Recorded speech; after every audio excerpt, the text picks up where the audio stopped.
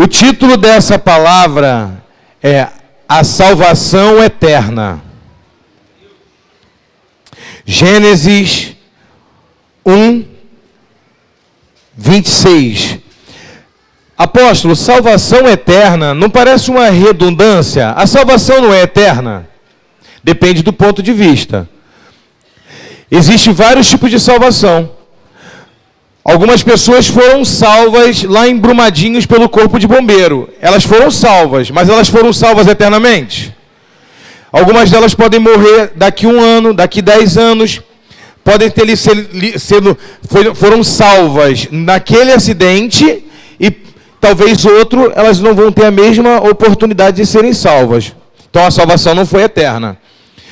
Os jovens que faleceram no CT do Flamengo, ninguém os salvou. Eles mesmos os salvaram. Então, existe salvação de terceiros e a salvação que vem de nós mesmos. Eles mesmos se salvaram. Mas eles se salvaram eternamente?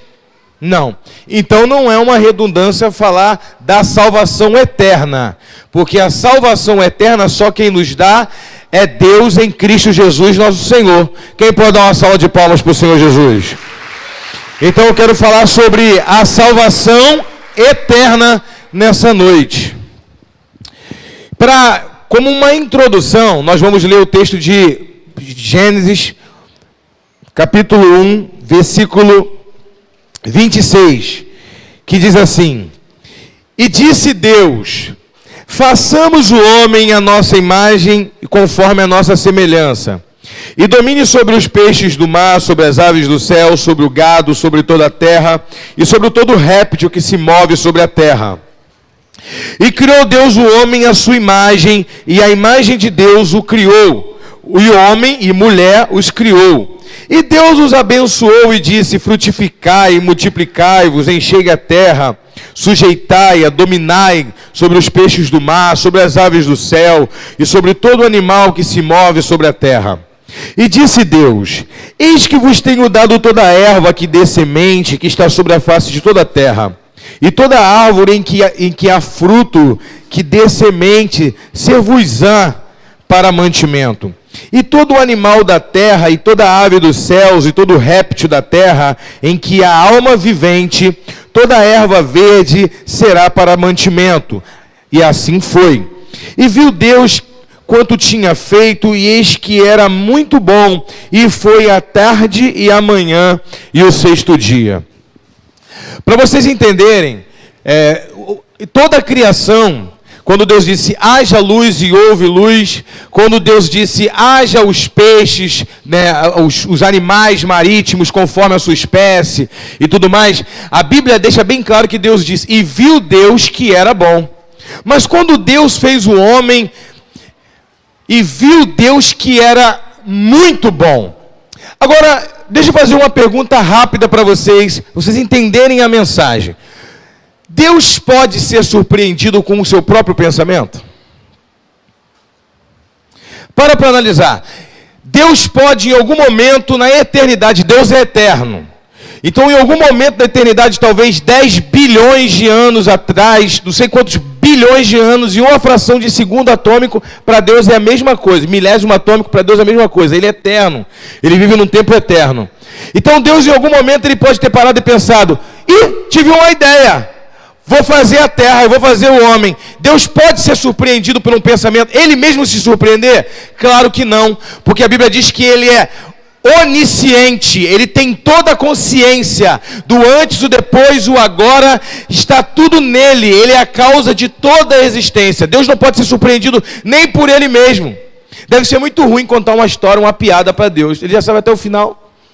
Então ninguém consegue agradar a Deus, nem tirar um sorriso dele dessa forma. A única forma que você consegue agradar a Deus é pela fé, porque sem fé é impossível agradar a Deus, amém? Então não adianta historinha para Deus, porque Ele sabe até o final da tua história. Quando tu conta tua tristeza para Ele, as tuas dores, Ele já sabe o final da história. Ele sabe até o que vai sair da sua boca. Então Deus não pode ser surpreendido por Ele mesmo. Então olha só como que a palavra deixa bem claro. A palavra que o Júnior usou aqui, a teofania, manifestação de Deus, não é isso? E existem também outras formas de Deus se manifestar ao homem, na linguagem. Quer ver um exemplo? Deus tem asa? Quem acha aqui que Deus tem asa? Ninguém responde, ninguém se habilita. Mas a Bíblia diz que debaixo das minhas asas você estará seguro.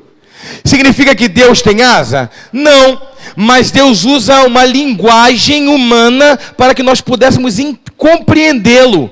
Deus nos acessa. Deus, ele desce aqui o nosso nível de linguagem, porque ele quer ser entendido. Deus quer comunicar uma mensagem. Deus não quer nem na sua palavra se parecer superior ao homem. Ele já é superior, ele é soberano. Mas ele nos acessa e ele usa a nossa linguagem. Então ele traz o entendimento de o que? A galinha quando protege os pintinhos, né? Debaixo das minhas asas. Ele usa uma metáfora para a gente compreender ele. Deus se arrepende? Não. A Bíblia diz que ele não é homem para que minta, nem filho do homem para que se arrepende. Mas ele disse que se arrependeu de ter feito homem para Noé. Noé, eu me arrependi de ter feito homem.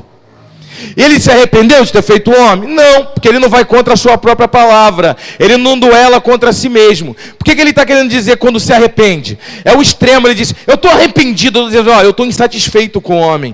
Eu quero mostrar o quanto o meu sentimento é intenso de reprovação ao homem. Deus, ele usa uma linguagem para nós compreendermos um pouco ele. Mesmo assim, os pensamentos deles são mais altos do que o nosso. Então, quando Deus diz, e viu Deus que era bom, não dá uma impressão que Deus fez algo e ele ficou surpreendido com algo que ele fez? E viu Deus que era bom. Deus fez e depois viu. E não é que ficou bom? Não dá esse entendimento? E viu Deus que era bom. Deus já sabia que seria bom antes de fazer. Ele fala, e viu Deus que era bom para que nós pudéssemos compreender o quanto ele estava satisfeito em ter feito aquilo ali. E viu Deus que era muito bom. E viu Deus quando fez o homem que era muito bom. Imagina, a história conta que Miguel Ângelo, o pintor, ele quando terminou de fazer, claro, ele é pintor, escultor. Quando ele fez a sua escultura de Moisés, que é uma das mais perfeitas dele, inclusive perguntaram para ele assim, como que você fez isso? Ele disse, eu não fiz. Ele já estava aí dentro, eu só tirei o que estava sobrando. Botaram uma pedra de mármore Carrara, né? Para ele esculpir, que o mármore Carrara é a pedra mais fácil de esculpir, porque ela solta, dilui. Por isso que tem essa palavra que diz assim, ele é esculpido em Carrara, né? Aí você diz, ele é cuspido escarrado, não é isso que a gente fala? Mas é esculpido em Carrara, né? Porque é esculpido perfeito, fica bem perfeito a escultura.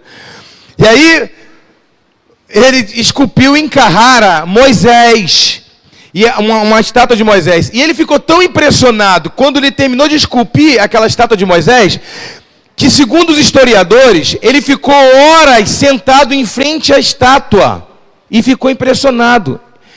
De repente, todo mundo, imagina os repórteres da época, né, não tinha mais aquele... repórter existe, né, paparazzi existe desde o tempo do... Tinha alguém que viu ali, né, Caim, no Éden, tinha alguém, é Deus, né, que estava ali presente. Sempre tem alguém, né? Então, imagine, o pessoal está ali olhando, o que ele está pensando? O que esse cara está pensando? Tamanho uma obra tão perfeita. Então, ele diz uma palavra em italiano que diz assim, perché non parla? Por que não fala? Ele diz, por que não fala? Está igual a macro do Ulisses. Olha, geração Itália. Welcome to Italy. Tá? Itália em inglês, tá? Depois tu fala assim, ai que isso, meu pastor me ensinou a convidar o pessoal para macro. Generation. Italy. Ainda tem as cores do Fluminense. Boa coisa fizeste. Mas a questão é que ele quebrou o silêncio. Se eu tivesse lá do lado de Michelangelo, eu ia falar assim, sabe por que não fala, Michelangelo? Porque só Deus fez um homem à sua imagem e semelhança, que interagisse, falasse, ainda deu o livre-arbítrio, o direito de não agir de maneira mecanicista, o direito de ser gente e até mesmo o direito de amá-lo ou não. Quem pode dar uma salva de palmas para esse Deus poderoso? Ele fez uma estátua que parece até perfeita, mas não fala, não interagem. Então, nosso Deus faz uma imagem perfeita que fala. Ele fez uma perfeita que fica parada, inóspita, que fica ali, nostálgica, apática. E o nosso Deus faz coisas novas todos os dias, porque Ele é perfeito, Ele faz coisas perfeitas. Agora, onde você está querendo chegar, apóstolo? Deus criou o homem na sua perfeição. Abra comigo em Efésios. capítulo 1, versículo 3. Bendito Deus e Pai de nosso Senhor Jesus Cristo, no qual nos abençoou com todas as bênçãos espirituais nos lugares celestiais, como também nos elegeu nele antes da fundação do mundo, para que fôssemos santos e irrepreensíveis em sua presença. Antes da criação do mundo, Deus nos escolheu para sermos perfeitos, santos em sua presença. Então Deus não fez o homem e viu Deus que era bom. Deus fez você e foi engenheiro, pastor, e viu Deus que era bom. Estuprador, ladrão, e viu Deus que era ruim. Não existe isso. Deus não fez você para ver se você seria bom ou não, se você iria dar errado ou certo ou não. Deus projetou você antes, porque Deus nos escolheu nele, ou seja, Deus olhou para dentro de si, porque todas as coisas saíram de dentro dele, pelo poder da palavra. Deus olhou para dentro de si e viu eu e viu você, santo e irrepreensível, porque só sai de dentro de Deus o que é santo. Então ele olhou para dentro dele e é um projeto eterno. Ele viu eu e viu você com o seu jeito, com o seu jeito de pensar, com os seus estigmas, com as suas preferências, com o seu cabelo, com o seu dente encavalado, com os seus 32 dentes, com o seu faltando zagueiro. Claro, isso é imperfeição, isso foi você que não escovou o dente. Deus não te fez assim. Porém, Deus, ele te ama, ele sabia que agora, nesse exato momento, você estaria aqui, nesse exato momento, nesse estado. Quem está entendendo? Então você não é um projeto que nasceu para dar errado. Uma pessoa pensa assim: apóstolo, eu não sei, eu já tentei, meu casamento não dá certo, minha família não dá certo, eu já tentei no emprego, eu já tentei de tudo, nada dá certo.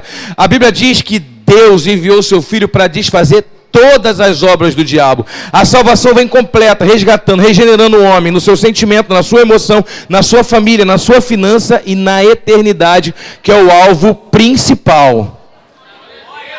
Amém? Agora olha para o teu irmão e diga: porque todos pecaram, que todos estão destituídos da glória de Deus. Todos pecaram e estão afastados da glória de Deus. Uma pessoa vai dizer para mim: apóstolo, eu nem sou tão pecador como qualquer outras pessoas, ou até dou sopa ao pobre. Se eu achar uma carteira na rua, eu entrego para a pessoa. Eu não roubo o meu patrão. Meu irmão, se você não roubar teu patrão, se você não mentir, se você não trair tua esposa, se você não tiver nenhum tipo de atitude ímpia, só a sua natureza já é pecaminosa e caída, não é capaz de se resgatar. A salvação só existe em Cristo Jesus, nosso Senhor. A salvação não vem de homem para que ele não venha se gloriar. A salvação vem de Deus. Quem está entendendo? Então não é o tanto que você exercita a sua fé que vai te salvar. Isso vai te trazer intimidade e benefícios que vêm junto com a fé. Mas a salvação é uma aceitação. Jesus coloca diante de nós. É um favor imerecido. Todos os homens estão afastados de Deus. Todos. Não existe ninguém. A minha mãe, tua mãe está afastada de Deus se ela não é crente. O meu pai, que é isso? Meu pai é um exemplo de pai. Se ele não é cristão, ele está afastado de Deus.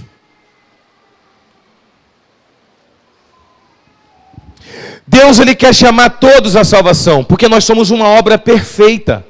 Nós nascemos para ser perfeito, mas o homem tem como ser perfeito hoje, apóstolo? Não. Por quê? O padrão de Deus para a salvação é a perfeição. Eu quero que você que está ouvindo essa mensagem, eu quero que você ouça até o final, antes de você tirar uma conclusão na sua mente e dar ocasião ao diabo travar sua mente e você não prestar atenção no restante da mensagem, amém? O padrão de Deus, Deus é exigente. O padrão de Deus para a salvação é a perfeição. Deus não aceita nenhum defeito para a pessoa. Se a pessoa tiver um defeito, ela não vai ser salva. Então você me diz: quem pode ser salvo, apóstolo? Ninguém. E Deus disse: e eu olhei do céu e procurei em toda a terra, não achei um justo sequer. Ninguém pode ser salvo. Mas o padrão da lei para a salvação é a perfeição. A perfeição, meu irmão, é a perfeição, não é quase a perfeição. Então, como o homem não pode alcançar a perfeição, o que ele faz? Ele acessa, ele busca ao Senhor, ele clama ao Senhor, o Senhor lhe alcança com a sua graça, gera o arrependimento, o Espírito Santo convence o homem do pecado, da justiça e do juízo, o homem se quebranta e se arrepende. Então, quando ele se arrepende, o sangue do Senhor Jesus vem sobre a vida desse homem. Aí cumpre o que o apóstolo Paulo disse: já não vivo eu, mas Cristo vive em mim. Então você agora pode ser salvo e aceitável diante de Deus, porque você é perfeito. Por que você é perfeito? Porque já não vive você, mas Cristo vive em você. Uma salva de palmas para o Senhor. A Bíblia diz que, o apóstolo Paulo diz que Cristo nos torna perfeito diante de Deus. Porque quando Deus olha para nós, ele vê o sangue do Senhor Jesus. Então ele vê Jesus, ele não me vê. Se Deus olhar para mim e me ver, eu já estou condenado, porque a minha natureza é caída e eu não tenho como me resgatar. Isso é a graça. Deus tem que olhar para mim e ver. Então o apóstolo Paulo disse: longe de mim me gloriar em qualquer coisa que não seja na cruz de Cristo, na qual eu estou morto para o mundo e o mundo está morto para mim. Apóstolo Paulo diz em Romanos capítulo 3 o seguinte: se alguém tivesse que se gloriar na carne, eu seria o primeiro a me gloriar, porque eu era fariseu de fariseu, estudado aos pés de Gamaliel, conhecia a Torá toda, de cabeça, estudioso, um homem erudito. Então, se alguém tivesse que se gloriar em ser salvo pelo que conhece e pelo que fez, eu seria esse. Mas glória a Deus por Senhor Jesus. Antes, ele disse bem claro isso: nenhum homem, nem pelo seu conhecimento, isso é gnosticismo. O homem é salvo porque conhece muito. Pode ser um Einstein. O tanto que tu conhece da essência do conhecimento da vida, isso não vai te levar à perfeição, à salvação. Einstein foi inteligente, perdeu seu casamento e foi processado pela sua esposa, teve que pagar pensão para o filho, quase foi preso por falta de pensão. Só não foi preso porque naquela época não recebia processo, mas não era preso. O cara que descobriu coisas grandiosas era imperfeito na sua família. Só em Cristo Jesus nós somos aperfeiçoados de maneira plena e aceitáveis.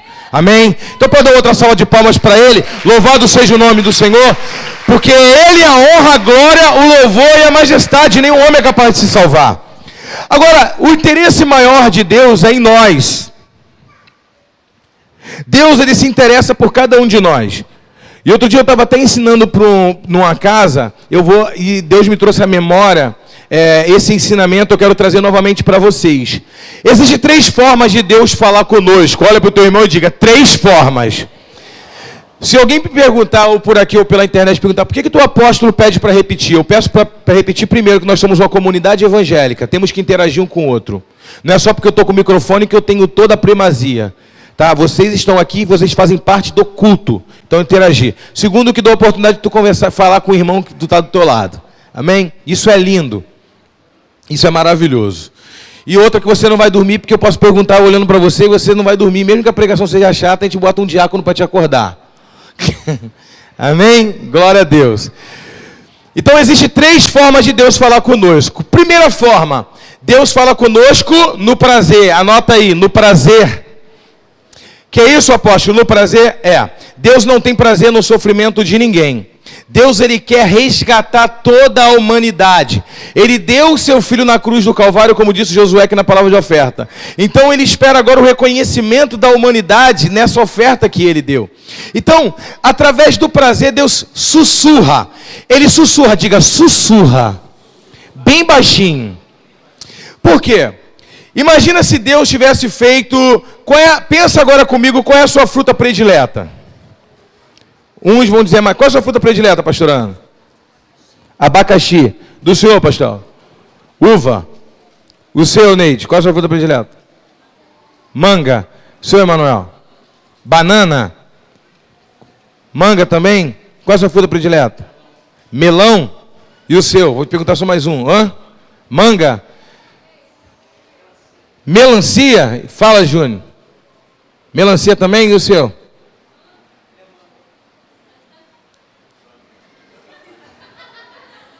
Jabuticaba. Melancia. Então, não é enchendo linguiça aqui não. Não trabalho na sadia não. Estou enchendo linguiça aqui na pregação não, tá? É só você entender. Imagina se Deus tivesse feito tudo maçã. ou tudo uva? Imagina se Deus tivesse feito tudo laranja. Ele ia agradar só uns. E ninguém ia reclamar, porque ninguém sente falta do que nunca teve. Quem gosta de peixe? Imagina se Deus tivesse tudo sardinha, ou tudo badejo, ou tudo trilha, ou tudo peixe de água doce. Se imagina se Deus fizesse todo peixe só de uma qualidade de peixe. Mesmo assim, você iria ficar impressionado por Deus ter feito esse peixe, porque tu não conhece outro, mas Deus fez questão de fazer de N tipos de sabores, porque Ele sabe que você é um ser individual. Deus te deu uma arcada dentária, Deus te deu um código genético, um DNA, Deus te deu uma impressão digital, um timbre de voz, você é um ser único, não tem ninguém. Sabe o que é raro? Sabe por que o diamante é mais raro do que o ouro? Porque existe menos diamante do que ouro. Sabe por que o rubi é mais raro que o diamante? Porque existe menos. Então não existe ninguém mais raro que você, só existe você. Uma salva de palmas para o Senhor Jesus.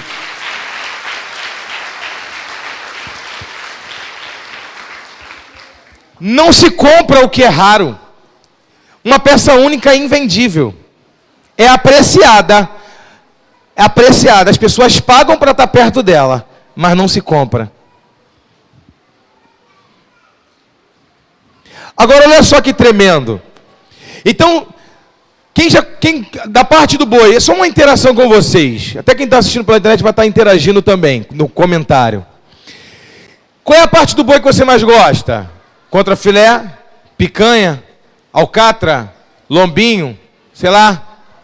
Tu gosta da língua, da parte interna, da buchada? O boi tem 68 sabores. É a mesma carne, o mesmo sangue que corre no animal. A pata tem um sabor, a língua tem outro, o peito tem outra. É a mesma carne, é o mesmo sangue, tem sabor diferente. Alguém pode me explicar isso? Porque Deus sabe que um ia gostar da chuleta. Deus sabia que o outro ia gostar do contrafilé. O outro ia gostar da ponta da picanha, o outro da picanha, o outro da picanha não sei da onde. Não é isso? Então, Deus sabe. Então, Deus fez tudo para cada um de nós. Mas agora, analisa comigo. Quando você está comendo, o que isso tem isso com a salvação? Vocês vão entender. Quando você está comendo uma picanha, você pensa, até ora, Senhor, muito obrigado em nome de Jesus. Se estiver com fome, tua oração vai ser assim. Senhor, muito obrigado em nome de Jesus, amém. E isso é para se mostrar religioso. Se tiver só você com a sua esposa, de repente tu vai comer sem orar. No final tu vai falar, ai Senhor, obrigado, esqueci até de orar.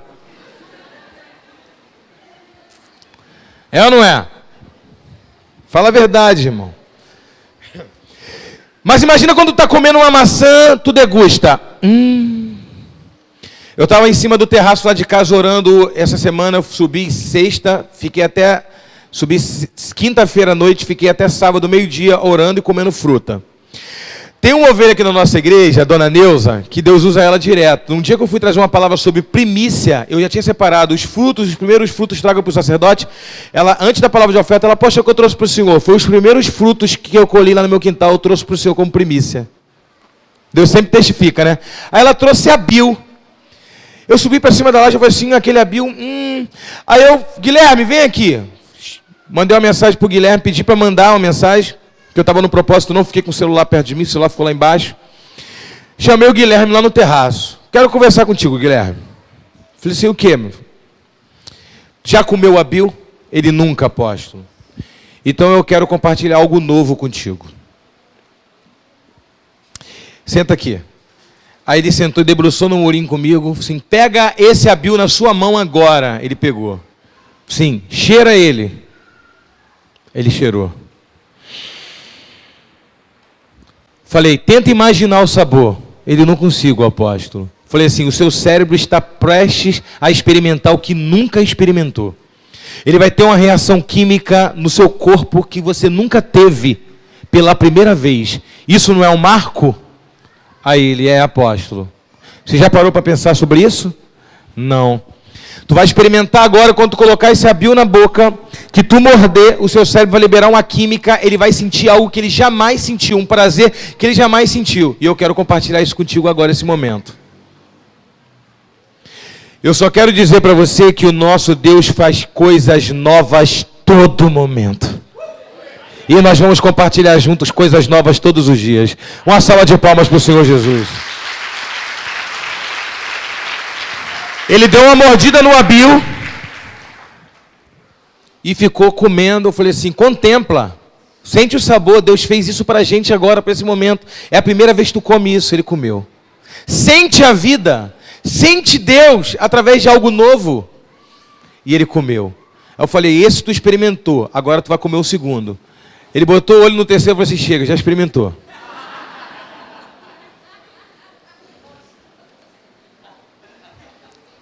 Gostou demais. Mas imagina tu comer tudo que você experimentar pela primeira vez, tu experimentar com essa mesma intensidade, louvando a Deus por ter feito aquilo para você. Quem está entendendo? É o prazer. Só que quando você está comendo uma maçã, tu lembra, meu Deus, que maçã deliciosa, o Senhor fez isso para mim. Que reflexão profunda que tu tem quando está comendo um prato predileto. Até a hora, mas uma reflexão profunda. Muito obrigado, Senhor, que o Senhor fez isso para mim. O Senhor pensou em mim quando o Senhor fez isso. Eu sei disso que o Senhor pensou. Eu amo tanto essa fruta. Eu preciso me consertar com o Senhor. Eu preciso te aceitar agora. Eu preciso me render aos seus pés. Quem é que se converteu a Cristo depois de ter comido uma maçã? Se você se rende a Cristo depois de ter comido uma maçã, não tem por que Deus te pressionar, porque você se rende a Ele pelo reconhecimento, mas pelo prazer, Deus sussurra, Deus fala baixinho, a gente não consegue ouvir. Então Deus tem uma segunda forma de falar. A segunda forma de Deus de falar, Ele fala na consciência. Se no prazer Ele sussurra, na consciência Ele fala. Quando você faz alguma coisa de errado, ou você olha para um lugar que você não deveria olhar, ou você está prestes a pegar o que você não deveria pegar, Deus fala na sua consciência. Aí Ele fala um pouco mais alto, já não sussurra. Você até pensa, cara, isso aí que eu fiz é errado. Isso vai contra os meus valores, contra o que meu pai me ensinou, né? Aí Deus usa todas as ferramentas possíveis para te resgatar. Ele te lembra a voz da sua mãe dizendo, seja digno, não mexa no que é dos outros. Mas você ultrapassa a voz da sua avó, da sua mãe, que o Espírito Santo pega a voz do seu pai, traz até o teu subconsciente e resgata. Deus usa as ferramentas que tem para te resgatar. Quem está entendendo, irmãos? E aí ele diz, não, isso vai contra os teus valores, não usa droga, não é isso. O que o teu pai vai sentir quando ele descobrir isso, que tristeza profunda que ele vai sentir, não faça isso. Ele fala na nossa consciência, mas nós também deixamos de ouvi-lo, ultrapassamos os limites e continuamos fazendo o que é errado. Então no prazer Deus sussurra, na consciência Deus fala. Porque Deus ele tem um interesse em nós, Deus não tem interesse em nos dar coisa. Deus tem interesse em nós. Dar coisas é consequência de um relacionamento com Deus. O maior interesse de nós é nos salvar. O interesse de Deus em nós é nos salvar eternamente. Agora olha só que tremendo. Se Deus sussurra no prazer, se Deus fala na consciência, tem uma forma que todo ser humano ouve Deus. Esse é o alto-falante de Deus. É o sofrimento. O sofrimento é o alto-falante de Deus. Quando o homem passa uma perda muito grande, seja de um filho, ou da saúde, ou uma quebra financeira, ou um sofrimento no seu caráter, na sua emoção, não tem como o homem não ouvir Deus. Se você não ouve Deus comendo uma maçã, tu vai ouvir Deus gritando no seu ouvido. Ou tu ouve Ele sussurrar no seu ouvido, ou tu vai ouvir o grito dele. Mas Ele vai te atrair para você. Porque naquele grande dia do grande julgamento, nunca você vai poder chegar diante para Deus e falar, Senhor, tu não me deu oportunidade. Deus vai falar, não, até no teu ouvido eu gritei. Você não quis me ouvir. Quem entendeu isso, dá uma salva de palmas para o Senhor. Esse é o Deus que nós servimos. Ele quer nos atrair. Agora, Deus é masoquista, não, perdão. Deus é sarcástico. As pessoas falam assim, a pessoa ser crente sofre demais. Não. Quem já ouviu aquela palavra que diz assim, que se não vem pelo amor, vem pela dor. Está escrito isso na Bíblia? Não tem um versículo na Bíblia que diz, se vem pelo amor, vem pela dor. Mas nós sabemos que Deus, Ele olha para a eternidade. Se você ouve a voz dEle, olha para sua família, seu filho dormindo no sofá e louva a Deus e se rende ao Senhor, se comendo um prato de comida, tu se rende ao Senhor, tu agradece a Deus pelo teu trabalho e diz, eu preciso me consertar com o Senhor, Deus é tão bom para mim. Para que Deus vai te maltratar se você já entendeu o propósito? Qual é o pai, depois de o filho já ter se arrependido, ter pedido perdão, ainda vai chegar e vai dar mais uma coça no filho, e mais outra coça, depois de o filho já ter mostrado esse arrependimento? Se você é um pai ruim, de carne e ruim, sabe fazer coisas boas para o seu filho, imagina o Deus que é só amor. Deus não tem prazer no sofrimento de ninguém. Deus não é sarcástico. Mas o problema é que Deus, Ele olha além. Deus não olha o agora. Deus prefere que você sofra nessa terra, mas tenha uma vida eterna em salvação, do que viver uma vida tranquila aqui e ser eternamente condenado. Então o que parece ser ruim para você, para Deus é excelente. Por isso que a Bíblia diz assim, o que eu faço hoje, você não entende, mas na eternidade entenderá.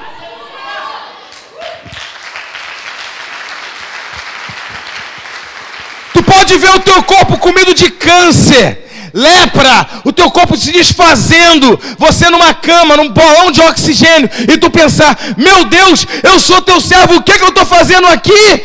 E você não entende, tu até entende que Deus te abandonou, mas quando os seus olhos se fecham para essa realidade, que você abre o reino espiritual, ele está assim de mão aberta, e você diz, Senhor, o Senhor está aqui, ele vai dizer, eu sempre estive contigo, na minha região, tomando conta, agora você saiu da sua região física e entrou na minha, só que a minha é eterna.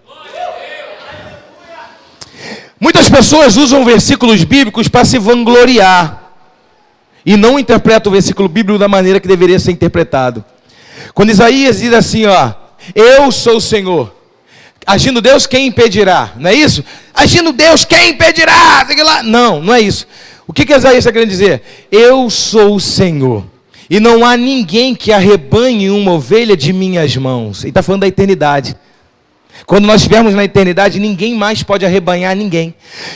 Ou seja, o diabo não pode mais nos roubar dele quando estivermos na eternidade. Enquanto estivermos aqui, corremos o risco de ser roubado da mão de Deus. Por isso que temos que vigiar e ser dependente dele. Mas quando estivermos na eternidade, olha o que Isaías disse, eu sou o Senhor, e não há ninguém que arrebanhe uma ovelha minha de minhas mãos, porque agindo eu, quem impedirá? Quem impedirá um plano eterno de Deus? Você é o projeto, olha para o teu irmão e fala, você nasceu para dar certo. Você é o projeto perfeito. Uma salva de palmas para o Senhor.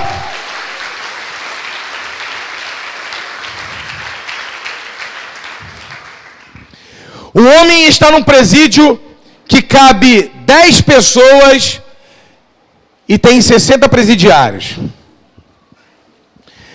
Então, de repente, naquele presídio, o cara diz, eu estou morrendo de dor na coluna, eu não estou conseguindo ficar em pé, a minha perna está doendo, eu estou suportando ficar em pé, eu tenho um problema nas pernas, eu tenho problema no joelho, eu tenho problema na coluna, eu tenho um bico de papagaio na cervical, o meu corpo está desfalecendo. O cara vai falar, não interessa, hoje é o seu dia de ficar em pé. Um dia um fica sentado e o outro fica em pé. Não dá para todo mundo ficar sentado ou deitado, é rodízio, um dia um fica em pé, outro dia dorme. Mas eu estou muito doendo, minha coluna está doendo, eu não estou aguentando meu corpo, é estrutura óssea, eu tenho 70 anos de idade, eu tomei prisão perpétua, o meu corpo não dá, não interessa, se tu sentar a gente vai te matar de paulada, ou de pedrada, ou de soco, fique em pé. O teu sofrimento não me interessa, porque se você sentar eu vou ter que ficar em pé 2 vezes ontem e hoje. E aí você vai ficar com pena desse homem, até Deus vai ficar. Concorda? Aí você vai dizer assim, mas meu Deus, esse homem fez coisas terríveis aqui fora. Mas se tratando de humanidade, tu vai pensar, meu Deus, o cara está sofrendo lá dentro. Mas essa prisão é perpétua, mas ele ainda tem uma esperança eterna. É uma condenação, mas não é eterna. Se tem a salvação que é transitória, também tem uma condenação que é transitória. O que é transitório? Aquilo que passa rápido. Se existe você ser salvo lá em Brumadinho e uma semana depois morrer num acidente de helicóptero, Você pode ser salvo num CT e no outro dia tu morrer em outra área, em outro lugar. Não estou dizendo que isso vai acontecer, amém, irmão? Só conjectura, só uma ideia. Você pode ser salvo no acidente de moto e morrer no outro dia no acidente de carro. Você pode ser salvo aqui, é uma salvação transitória. Como existe também a condenação transitória. Talvez pessoas estão condenadas a viver cegas e surdas. Jesus pode abrir os olhos e o ouvido deles nessa terra? Pode. Mas eles podem também nunca enxergar nessa terra uma prisão física, uma limitação física. Talvez uma pessoa esteja presa na cama ou no presídio. Ele está condenado nessa terra, mas não está condenado eternamente. João 3,16. Porque Deus amou tanto o mundo. God so loved the world. Eu vou falar em inglês para dar só uma pincelada. Amou tanto o mundo, que deu o seu Filho único, unigênito, para que todo aquele que nele crê não pereça, mas tenha vida eterna.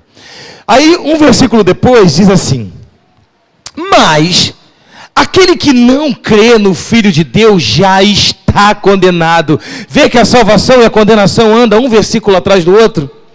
Aquele que crê não pereça, mas tenha vida eterna. João 3,16. João 3,17. Mas aquele que não crê no Filho unigênito de Deus já está condenado. Então a salvação está acontecendo agora. Você já está salvo agora, você já está condenado agora. Não existe duas vidas, existe uma continuidade de uma vida transformada. Olha para o teu irmão e diga: Deus quer te salvar, quer te transformar e quer te levar a um outro nível. Uma salva de palmas para o Senhor.